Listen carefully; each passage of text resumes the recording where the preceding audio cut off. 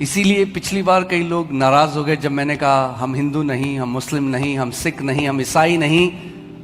तो लोग कह रहे भाई कौन हो फिर?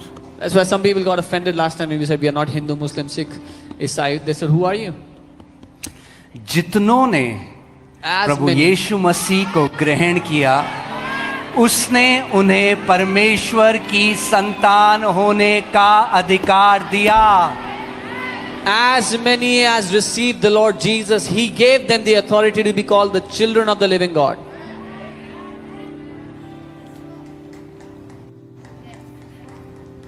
Amen.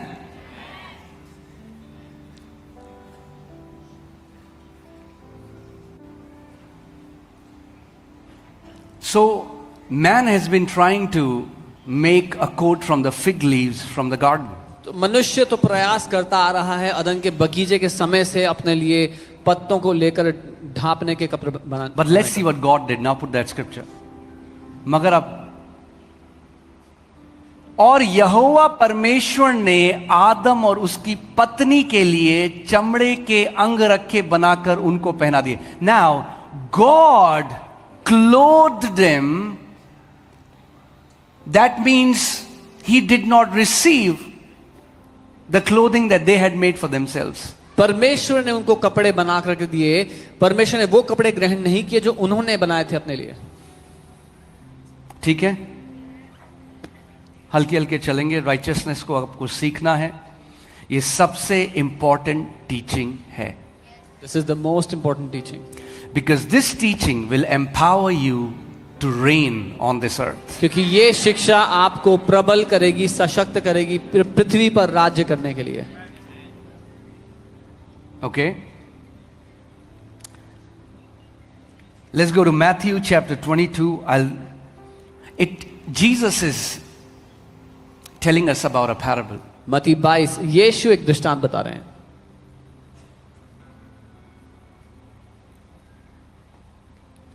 And in that parable he tells about a wedding feast. और उस दृष्टांत में वो एक शादी का जश्न है उसकी बात कर रहे हैं। And the invitation was sent out. न्योता भेजा गया बाहर। But those people that the invitation was given to at first rejected or made excuses. पर जिन लोगों को न्योता भेजा गया उन्होंने या तो न्योता ठुकरा दिया या बहाने बनाने लग गए। Okay, so then he said to his servants, the wedding is ready, but those who were invited were not worthy. तब उसने अपने दासों से कहा, ब्याह का भोज तो तैयार है, परंतु जिनको न्योता दिया गया था वो योग्य न ठहरे। Okay, now hear this. The worthiness did not depend upon their works, but it depended upon whether they accepted the invitation or they rejected the invitation. अब ध्यान दीजिएगा, उनकी योग्यता उनके कामों पर निर्भर नहीं थी, इस बात पर निर्भर थी कि उन्होंने न्योते को ग्रहण किया या ठुकरा दिया। परिवार, आप सुन रहे हैं ध्यान से? Family, are you hearing carefully? Therefore, go into the highways and as many as you find, invite to the wedding. इसीलिए चौराहों पर जाओ और जितने लोग तुम्हें मिले सबको ब्याह के भोज में बुला लाओ। Now, the invitation is given to as many as you can find. अब न्योता जितने मिलते हैं सबको दे दो। Amen?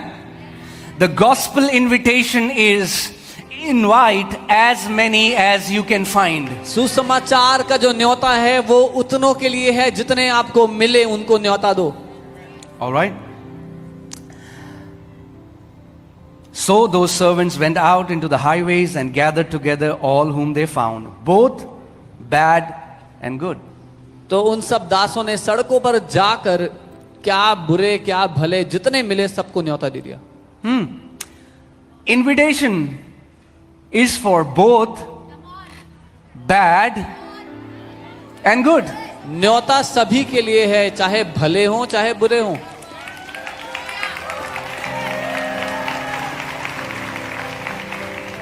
Gospel isn't for perfect people. सुसमाचार सिद्ध लोगों के लिए नहीं है, It's for both ये दोनों के लिए है, bad बुरे and good. और भले। What does bad and good mean? बुरे और भले क्या होता है? There are people who can have bad moral values, bad behavior, then there are people who can have good moral values and good behavior. ऐसे लोग हो सकते हैं जिनका चरित्र खराब हो, नैतिक मूल्य खराब हो, लेकिन ऐसे लोग हो सकते हैं जिनका चरित्र अच्छा हो, नैतिक मूल्य अच्छे हो। But hear this, there is a difference between righteous and good. लेकिन एक अंतर होता है धर्मी और अच्छे में, भले में। किसी का पति अच्छा व्यवहार करता है तो वो एक अच्छा पति है, मगर क्योंकि कोई व्यक्ति अच्छा है इसका मतलब ये नहीं कि वो धर्मी है। Someone's husband has a good behavior, so he can It's be a okay. good person, but it doesn't mean they are a righteous person. You'll get it slowly. धीरे धीरे समझ में आएगा। Because religion has taught us क्योंकि धर्म you are ने good or bad depending on your works. धर्म ने हमें यह सिखाया है कि तुम अच्छे हो या बुरे हो, तुम्हारे कर्मों पे निर्भर करता है। There are good people, there are bad people. अच्छे लोग होते हैं, बुरे लोग भी होते हैं। But do you want to know how many are righteous? पर आप जानना चाहते हो उसमें से कितने धर्मी Put हैं? Romans 3:10. Romi 3:10। Let's see what the Bible says. देखते हैं बाइबल How क्या many are righteous? कि कितने धर्मी हैं। What does the Bible say? क्या कह रही है Bible? As it is written, there is none righteous, no, not. जैसा लिखा है कोई धर्मी नहीं, एक भी नहीं। So there are good people, there are bad people, but nobody is righteous. सो अच्छे लोग भी होते हैं और बुरे लोग भी होते हैं, लेकिन कोई भी धर्मी नहीं उनमें।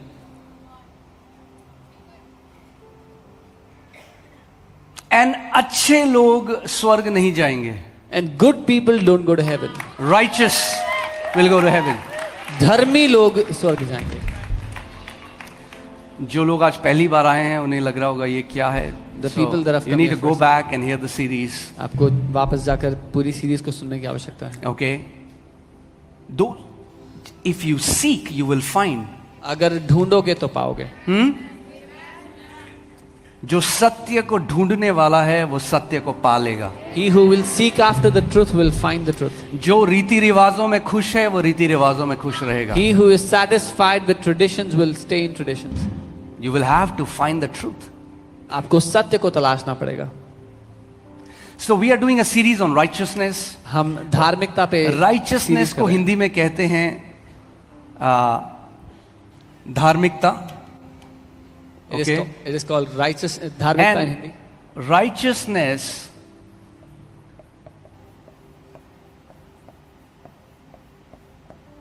it means, अगर एक सरल भाषा में मैं आपको इसका मतलब बताऊं तो it means a right standing before God.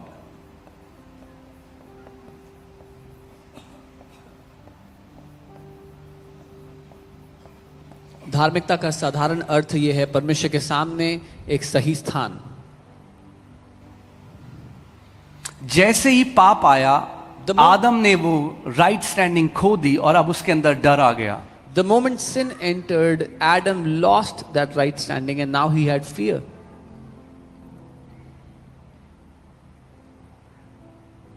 Now he's afraid of God.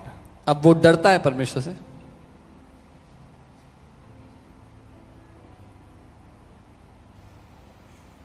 Is it okay if we go slowly ठीक है अगर धीरे धीरे जाएं and you understand? और आप समझो। But let me tell you, लेकिन मैं आपको बता दूं, to the body of Christ, मसीह की देह के it's लिए time to mature. ये परिपक्व होने का समय है। And righteousness is the message और धार्मिकता ही वो संदेश है that when the body of Christ grasps this message, जब मसीह की देह ये संदेश थाम लेती है oh, the body of Christ will start to rule and reign on this earth. तो मसीह की देह पृथ्वी पर राज्य और प्रभुता करने लग जाएगी। Amen? आमीन। So, बाइबल कह रही है कि righteous कितना है, कितने लोग हैं? Bible says how many are righteous? क्यों no one?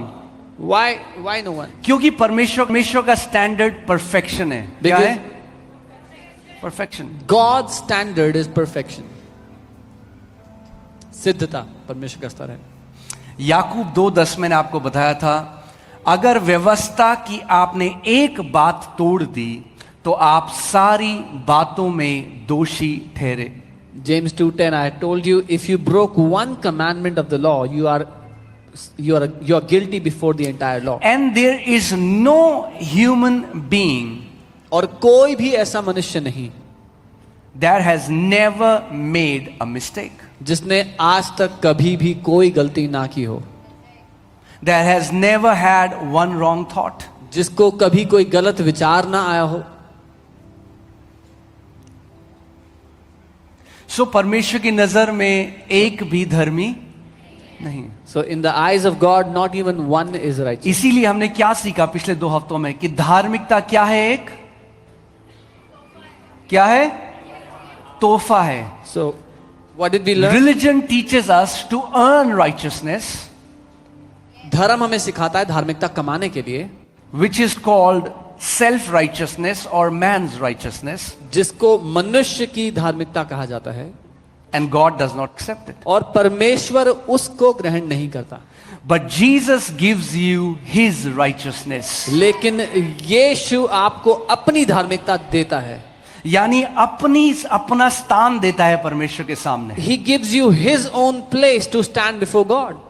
That's why it's called the righteousness of faith or righteousness of God. इसीलिए उसको विश्वास की धार्मिकता या परमेश्वर की धार्मिकता कहा जाता है. Amen? All right. आगे देखते हैं क्या हुआ.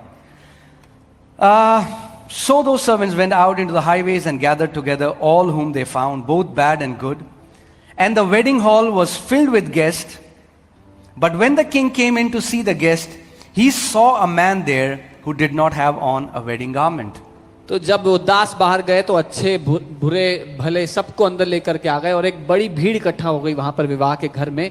लेकिन जब मालिक ने आकर के देखा तो एक व्यक्ति था जिसने विवाह के वस्त्र नहीं डाले हुए थे. क्या नहीं डाले थे व्यक्ति ने? विवाह में कौन से लोग बुलाए गए थे? सब लोग. कैसे थे वो? अच्छे और बुरे. So all kind of people were invited, good or bad. ठीक है. मगर अच्छे बुरों के बीच में एक और भाई साहब थे जिन्होंने जो शादी के जो वस्त्र हैं वो नहीं डाले थे. So among the bad and the good, there was one person that was not wearing the clothes fit for a wedding. आगे. So he said to him, उसने उससे friend, कहा, how did you come in here without a wedding garment? हे मित्र, तू विवाह का वस्त्र पहने बिना यहाँ क्यों आ गया? पुराने समय में क्या होता था? What used to happen in the old जब days? एक बड़ा शादी का भोज होता था और एक राजा इनविटेशन देता था तो राजा जितने गेस्ट थे उनको एक ड्रेस भी भेजा करता था. जो ड्रेस पहनकर ही आप शादी में आ सकते हैं. उस ड्रेस को ना पहनना मतलब प्रोटोकॉल्स को डिसोबे करना. In the olden days, when the king would send a wedding invitation, along with the invitation, the king would send dresses for the event, for the occasion, and those who are not wearing that dress are breaking the protocol.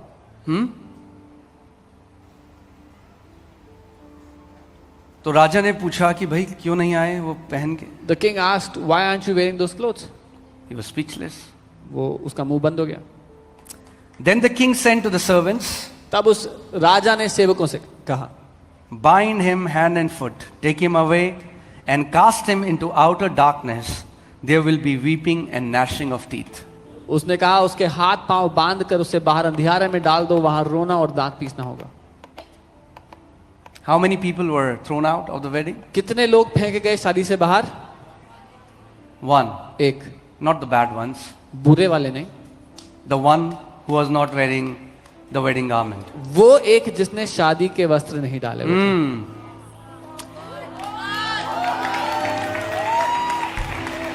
इसका मतलब अंत में बुरे और भले काम नहीं, कौन से कपड़े पहने हैं ये बात होने वाली है.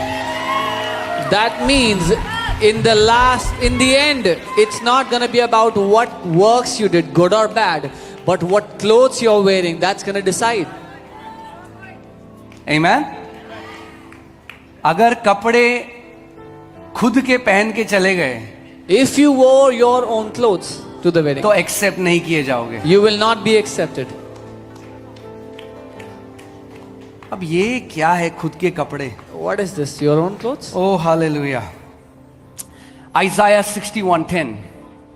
यशाया 61 उसका 10. I will greatly rejoice in the Lord. My soul shall be joyful in my God. For he has, who has? He has clothed me with the garments of salvation. He has covered me with the robe of righteousness. Hallelujah. मैं यहोवा के कारण अति आनंदित होऊंगा, मेरा प्राण परमेश्वर के कारण मग्न रहेगा, क्योंकि उसने मुझे उद्धार के वस्त्र पहनाए. किसने पहनाए? जब वो वस्त्र पहनाएगा और वो वस्त्र पहन के मैं जाऊंगा तो मैं ग्रहण किया जाऊंगा. When he will make me wear those clothes of salvation and I enter with those clothes, he accepts me. Garments of salvation यानी उद्धार में नए कपड़े दिए जाते हैं. That means in salvation you receive new clothes, new clothing. Robe of righteousness. धार्मिकता का चोगा. ओ यानी righteousness ही हमारे कपड़े हैं. That means righteousness is our clothing. Amen. Oh, hallelujah. So now understand this. अब समझो, The nakedness in the garden. वो जो अदन के बगीचे में नंगापन था, Now अब God has given us new clothes, परमेश्वर ने हमें नए वस्त्र दिए, and that's His righteousness. और वो उसकी धार्मिकता है. अब ये व्यक्ति जो अपने कपड़े पहन के गया था, ये क्या है? Now this man who was wearing his own clothes, what are these? Oh, hallelujah. Isaiah 64:6. यशाया 64:6. But we are all like an unclean thing, and all, can you read it together? And all our righteousness are like filthy rags. हम तो सब के सब अशुद्ध मनुष्य के से हैं, और हमारे धर्म के काम, हमारी धार्मिकता के काम सब के सब मैले चिथड़े के समान हैं. तो कितना दान कर लो, पुण्य कर लो, ये चढ़ा लो, वो चढ़ा लो, सब चढ़ा लो, मगर अगर परमेश्वर के सामने खड़े हो गए तो आत्मा में, in the spirit realm, Lord sees us wearing rags, filthy rags. So no matter what you donate, what you give, do all the good things in the spirit, आत्मा में परमेश्वर देखता है कि फटे पुराने चिथड़े पहन रखे हैं. क्यों?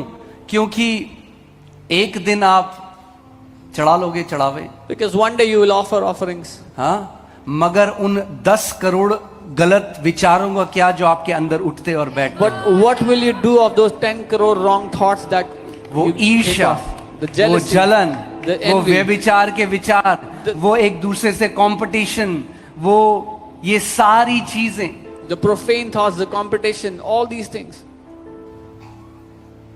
इसीलिए कर्मों से कोई भी उद्धार नहीं पा सकता. That is why no one can receive salvation by their own works. क्योंकि अगर परमेश्वर तराजू रखे और आपके कर्मों को तोले, Because if God keeps a weighing scale and puts your works in one side, और एक व्यक्ति है वो हिमालय पर्वत चला गया और जिंदगी भर बिल्कुल सही रहा, मगर जहां एक व्यभिचार का विचार आया, यीशु ने कहा अगर एक व्यक्ति दूसरी किसी स्त्री को देखकर मन में व्यभिचार करे तो मेरी नजर में उसने क्या किया? व्यभिचार कर दिया है. परमेश्वर केवल आपके कर्म वो नहीं देखता जो आप करते हो, आपके विचार भी, आपके उद्देश्य में भी पाप होता है, आपके विचार में भी पाप होता है. इसीलिए बाइबल कहती है एक भी धर्मी नहीं है. doesn't consider sin as the sins committed in your action, but even the thoughts and motives and intents are sin before him. That's why the Bible says not even one is righteous.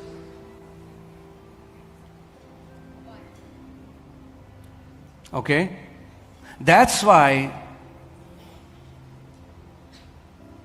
God hates it when we stand before Him in our filthy rags, boasting. इसीलिए परमेश्वर को घृणा है, नफरत है इससे, जब हम उसके सामने अपने फटे पुराने चिथड़ों में खड़े होकर घमंड करते हैं उन पर. Because we think we are very religious. क्योंकि हमें लगता है जी हम तो बड़े धार्मिक हैं. But God sees our filthy rags. लेकिन परमेश्वर वो फटे पुराने चिथड़े देखता है उसमें.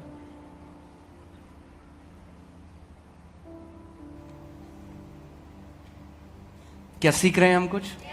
That's God's standard, that's God's definition. That does not, एक जो धर्म में आदमी कहे अरे ये क्या बात है, हम नहीं मानते, मत मानो, मगर ये परमेश्वर का स्टैंडर्ड है. दिस इज गॉड स्टैंडर्ड, ये उसका स्तर है.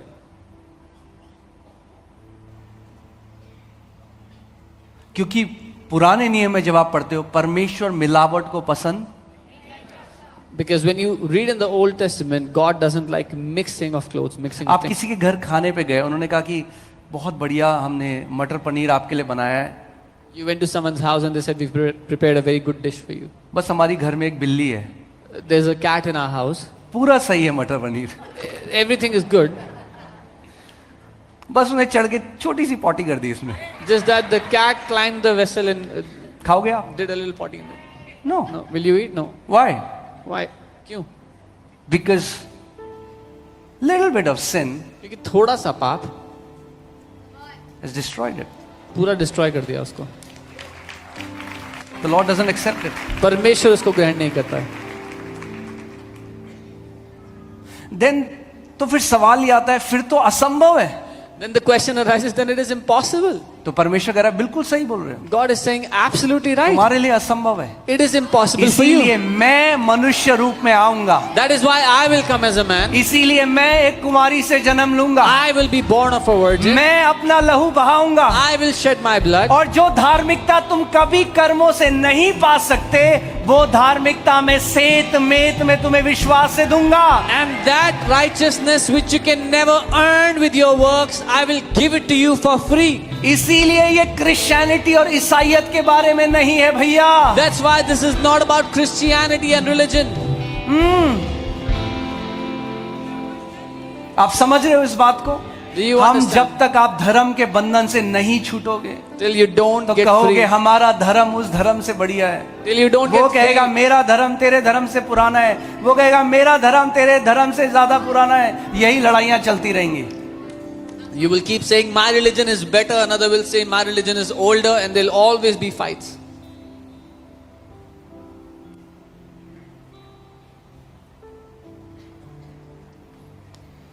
Whom the Son has set free is free indeed. जिसे पुत्र ने आजाद किया वो निश्चय आजाद है.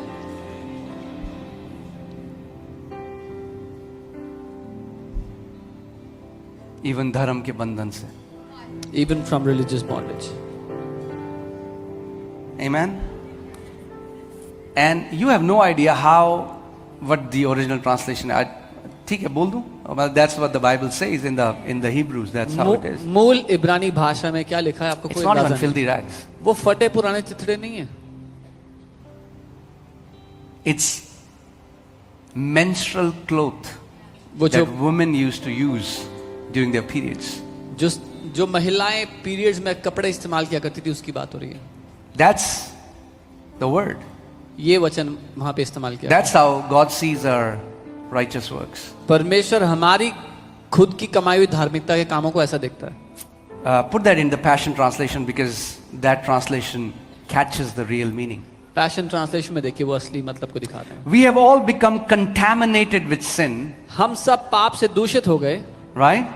We got contaminated with sin. पाप से दूषित हो गए. And you see our self-righteousness, and you see, he's saying, God, you see, परमेश्वर आप, हमारी धार्मिकता, you see our righteousness as nothing better than a menstrual rag.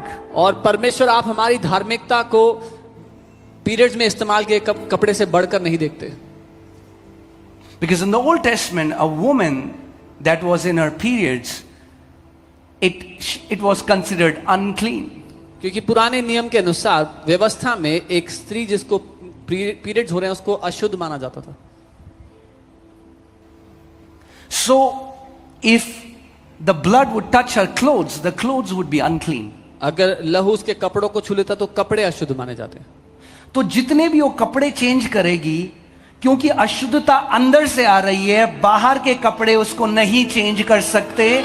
यही धर्म हमें सिखा रहा है, मगर परमेश्वर कह रहा है तुम जितने भी कर्म कर लो, अंदर जब पाप का स्वभाव है तो वो वैसे ही अनक्लीन रहेगा, अशुद्ध रहेगा. No matter how many sets of clothes she changes, because the uncleanness is coming from within. That's what religion is teaching us. No matter how many clothes you change, it will keep on continue to make you unclean.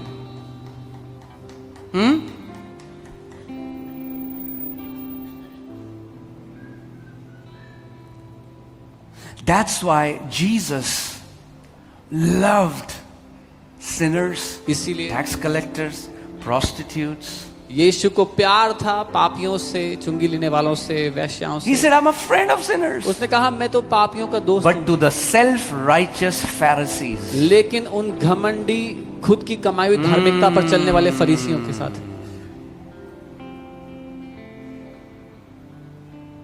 Jesus said, you children of devil. यीशु कहता है शैतान के बच्चों. Why didn't Jesus say that to prostitutes and tax collectors? यीशु ने ऐसा वैश्याओं से, चुंगी लेने वालों से क्यों नहीं बोला? Why didn't he say them, you children of devil? उनसे क्यों नहीं कहा शैतान के बच्चों? Why did he say that to religious leaders? लेकिन धार्मिक गुरुओं से, धार्मिक Because लीडर of से their क्यों बोला? hypocrisy. उनके ढोंग के कारण. Because they used to show they are perfect. क्योंकि वो ये दिखाते थे कि वो तो सिद्ध है. आज बहुत धर्मगुरु दिखाते हैं हम बहुत ही पवित्र हैं. केवल एक पवित्र है, उसका नाम यीशु मसीह है. There are many religious gurus today that portray that they are और perfect. अब There's only one उसने perfect अपनी Jesus. पवित्रता, अपनी धार्मिकता हमें सेत मेत में एक दान के रूप में दे दी है. Now he has given to us his holiness, his purity as a free gift. Amen.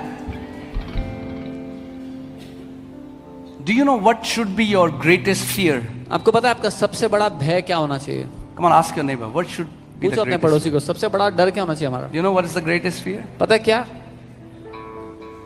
We think when we'll stand before God, हमें लगता है जब हम परमेश्वर के सामने खड़े होंगे,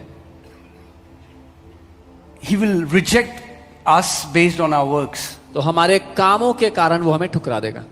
Your biggest fear should be आपका सबसे बड़ा डर when ये you होना चाहिए, appear before Him, जब आप उसके सामने खड़े होते हो you should not be found with your own righteousness. तो आप अपनी खुद की धार्मिकता जो कमाई हुई है उसके साथ ना पाए जाओ. That should be your greatest fear. ये आपका सबसे बड़ा Because डर होना guess चाहिए. what? पता है क्या? You will be kicked out in the very same manner as this guy was kicked out of the banqueting feast. क्योंकि ठीक जैसे इस इंसान को शादी के भोज से भगा दिया गया, आपको भी वैसे ही वहां से भगा दिया जाएगा.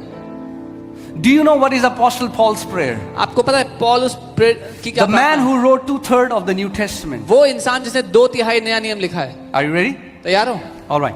Philippians 3:9. फिलिपियो 3:9. And be found in him, not having my own righteousness which is from the law, not having. Paul says, when I am found in him, I should not be found with my own righteousness. पौलुस कह रहा है और उसमें पाया जाऊं ना कि अपनी उस धार्मिकता के साथ, अपनी खुद की कमाई हुई धार्मिकता के साथ ना पाया जाऊं जब मैं परमेश्वर के सामने. ये वो व्यक्ति कह रहा है जिसने 2/3 बाइबल लिखी.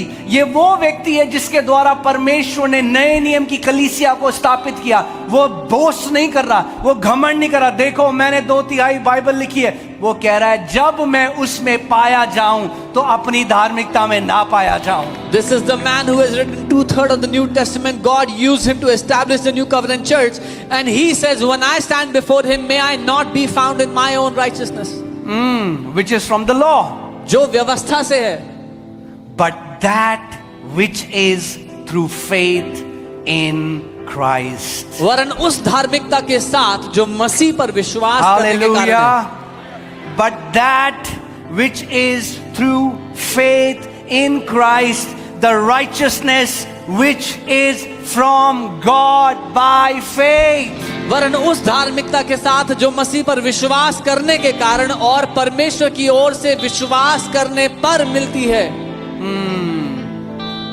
Hallelujah. Otherwise, we'll be wearing filthy rags before God. नहीं तो हम परमेश्वर के सामने फटे पुराने चिथड़े पहनकर खड़े होंगे.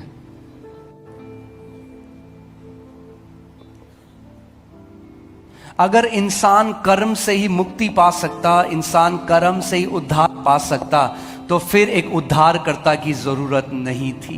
If mankind could be saved by works, if mankind could receive salvation by their own effort, then there was no need of a savior.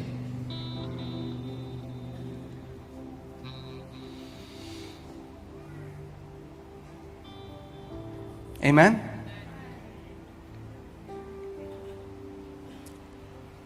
Not the righteousness which comes from the law.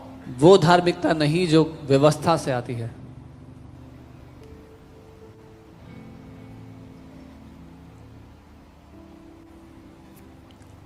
अब ठीक है, आगे चलते हैं, मजा आएगा. ठीक है, ये जो कपड़े हैं, ये कपड़े क्या हैं? What are these clothes? तैयार हैं आप? जो कपड़े अब हमने पहने हैं, The clothes that we are wearing now.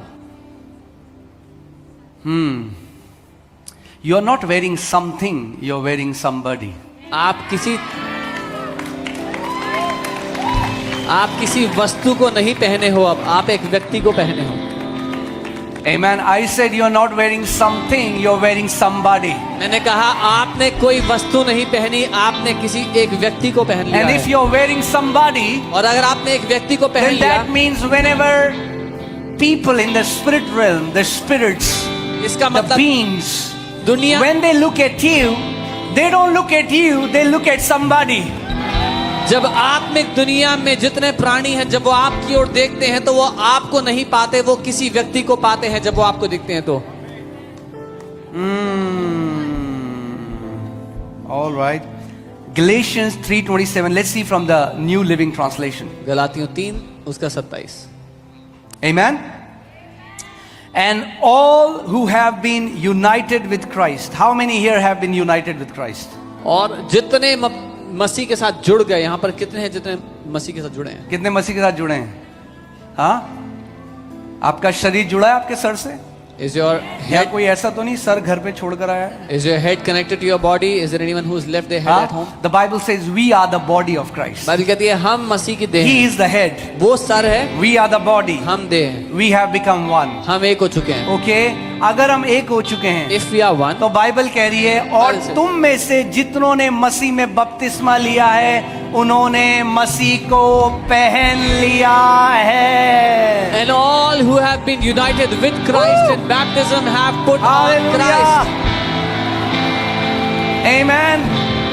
We are wearing the new garment that we have is Jesus himself. जो नए वस्त्र हमें मिले हैं वो स्वयं यीशु मसीह है. सो पिता जब शादी में देखता है, कहता है my son, my son, my son, my son, my son, my son, my son, my son, my son, my son. When the father sees at the wedding, he says मेरा बेटा, मेरा बेटा, मेरा बेटा, Oh. मेरा बेटा, मेरा बेटा. There is one. अरे एक है, He doesn't look like my son. ये मेरे बेटे जैसा नहीं Who are दिखता. you? तुम कौन हो? I never knew you. मैं तुम्हें कभी नहीं Get जानता out था. from here. निकलो यहाँ से, निकलो. The feast is only for my son. ये भोज केवल मेरे बेटों के लिए है. Hallelujah. हालेलुया. मेरा घर केवल मेरे बेटों के लिए है. My house is only for my children. Hallelujah. You have to understand that the Father only receives the Son. आपको समझ लेना है कि पिता केवल पुत्र को ग्रहण करता है. But He loves you. और वो आपसे प्यार करता है. But He can only receive the Son. लेकिन केवल पुत्र को ग्रहण कर But सकता He है. loves you. पर वो आपसे प्यार करता है. But He only receives the Son. लेकिन वो सिर्फ पुत्र But को He ग्रहण loves करता है. you. पर वो आपसे प्यार करता है. So what did He do? तो क्या करोगे? He put you in the Son. उसने आपको ही पुत्र में डाल दिया. He made you one with His Son. उसने आपको अपने बेटे के साथ एक कर दिया. Hallelujah. That's the mystery. ये रहस्य है. That's the mystery. ये रहस्य है. Can you put Colossians chapter 3 verses 1? कुलोस्यों 3 उसका 1. Okay. Hallelujah.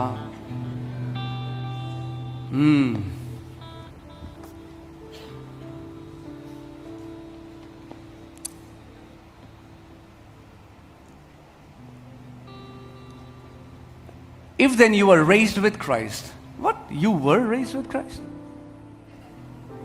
अगर तुम मसीह के साथ जिलाए गए, We were raised with Christ? क्या हम जिलाए गए उसके साथ? We were raised with Christ? हम जिलाए जा चुके हैं उसके साथ? Are you sure? पक्का? But so many people are waiting for the resurrection of their body, but your spirit has already been raised with Christ. पर कितने लोग अपने शरीर के जिला जाने का वेट कर रहे हैं, लेकिन You आपका आत्मा मसीह के साथ जिला जाए। were raised with Christ. आप मसीह के साथ जिलाए जा चुके हो पहले से। Hallelujah. You were raised with Christ. मसीह के साथ जिलाए Seek गए। those things which are above. जो स्वर्गीय वस्तु है उनकी खोज करो, Where Christ is. जहां मसीह है। Where is Christ? मसीह कहाँ है? At the right hand of? Where is Christ? पिता के दाहिने हाथ। कहाँ है मसीह? And पिता you के were? दाहिने। और आप You were raised with Him. आप उसके साथ उठाए गए। Where is Christ? मसीह कहाँ है? पिता And के you दाहिने। were और आप raised with उसके Him. साथ उठाए गए। आगे. Set your mind on things above and not on the things of the earth. You are heavenly beings now. स्वर्ग की वस्तुओं पर ध्यान लगाओ, पृथ्वी की नहीं। आप स्वर्गीय लोग हो। Verse 3 is where for you, क्योंकि तुम मर गए। for you died and your life is hidden with Christ in God. क्योंकि Hallelujah. तुम मर गए और तुम्हारा जीवन मसीह के साथ परमेश्वर में छिपा हुआ है। Oh, if my life is hidden अगर मेरी जिंदगी छुपी हुई है with Christ, मसीह के साथ, my life is मेरी जिंदगी छिपी हुई है with Christ मसीह के साथ in God. परमेश्वर के अंदर, तो अब कौन सा जादू टोना काम करेगा? then what witchcraft can now affect me? कोई जादू टोना इतना पावरफुल नहीं जो परमेश्वर को भेद कर, मसीह को भेद कर, तब जाकर मुझको छू सके, तब जाके आपको छू सके। No witchcraft is powerful enough that it will penetrate through God, penetrate through Christ and then touch me. Oh, hallelujah.